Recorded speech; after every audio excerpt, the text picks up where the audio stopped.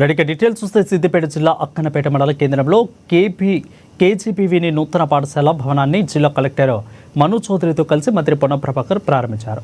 ఈ సందర్భంగా విద్యార్థులు ఉపాధ్యాయులకు శుభాకాంక్షలు తెలియజేశారు. ఇక అనంతరం అక్కన్నపేట మండలం గోవర్ధనగిరి గ్రామంలో ఇంద్రమ్మ ఇల్లు లబ్ధిదారులు సింగపాక మల్లవ్వ ఇంటి నిర్మాణానికి భూమి పూజ చేశారు. ఇంద్రమ్మ ఇల్లు కట్టుకోవడానికి ఆర్థిక స్తోమత లేని వారికి మహిళా సంఘాల నుంచి ₹1,00,000 రుణం అందజేయడం జరుగుతుందని మంత్రి పొన్నం ప్రభాకర్ తెలిపారు.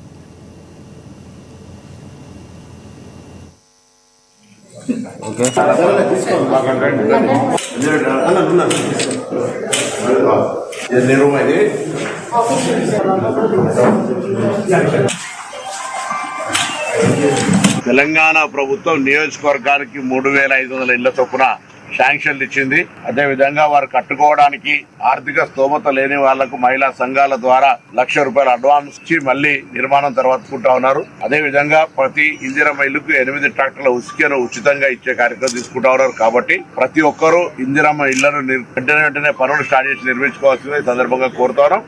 ప్రభుత్వం ఇందిరమ్మ ఇళ్లను ఒక ప్రతిష్టాత్మకంగా తీసుకొని వాళ్ళందరికీ ఇల్లు లేని వాళ్ళందరికీ ఇల్లు కట్టించే కార్యక్రమం చేస్తున్న ఈ సందర్భంలో గ్రామాల్లో ఉన్నటువంటి అన్ని రకాల ప్రజాప్రతినిధులు ఆ గ్రామాల్లో ఉన్నటువంటి ఇందిరమ్మ ఇళ్ల నిర్మాణానికి సహకరించాలి. ఇందిరమ్మ ఇళ్ల నిర్మాణంకు అధికారుల యొక్క పాత్ర కూడా చాలా అవసరం. కాబట్టి ఇల్లు కట్టించుడు పెళ్లి చేసి చూడనట్టుగా ఇళ్లకు సంబంధించిన విషయం లోపల ప్రతి ఒక్కరూ తమ వంతు సహకారాలు అందించాలని కోరుతున్నారు. లబ్ధిదారులందరూ కూడా శుభాకాంక్షలు. తప్పకుండా 10 ఏళ్లలో డబుల్ బెడ్రూమ్ కొరకు ఎదురు చూసినారు.